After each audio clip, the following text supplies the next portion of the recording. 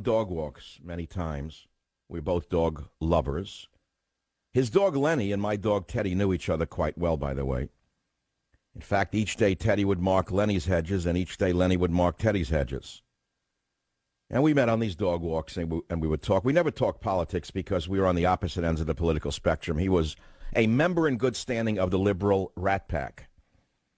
But he was a nice guy. I mean, the fact of the matter is he was a nice guy, and he kept telling me for a year, he said, you got to meet Mort Sahl. You got to meet Mort Sahl. Mort Sahl wants to meet you. Because he heard that I liked Mort Sahl. I said, well, Mort Sahl was really the godfather of talk radio in that when he went on stage in the 50s with that newspaper wearing a sweater, and I was a kid, I said, who is this guy? What kind of comedy is this? Stream of consciousness.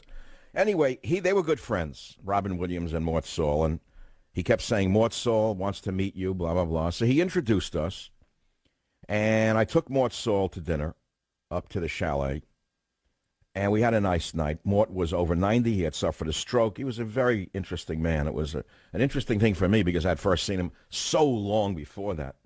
But getting back to Robin Williams, I can't say I knew him.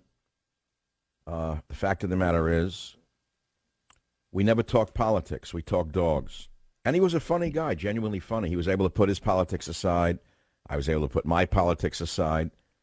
And we met around the hedge where the dogs both, he said it was, what do you call the hedge? He called my hedge the message board for dogs in the neighborhood. But let's stop turning him into a saint. Can I tell you what I really think about this? It's about the most outrageously aggressive act you can commit against your family. That's right, you heard me. I mean, a lot of people suffer depression. I've told you I've suffered it most of my life. Just deal with it like a man. What is this nation of ours? Overfed, oversexed, overmoneyed, and we're all walking around boo-hoo. Why don't you go look at what's going on in Lebanon right now, or, excuse me, in Ukraine.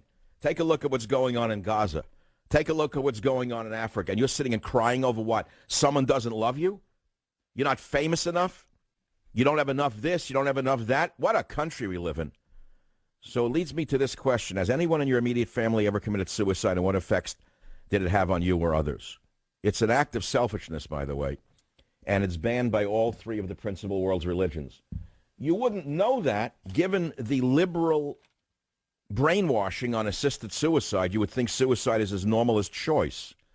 The same people have told you that abortion is as normal as having a baby are telling you that, hey, life's not working out, just off yourself. Yeah, just end your life. It's yours to end. Don't think about what it might do to your kids. Don't think about what it might do to your wife finding you stiff on a belt.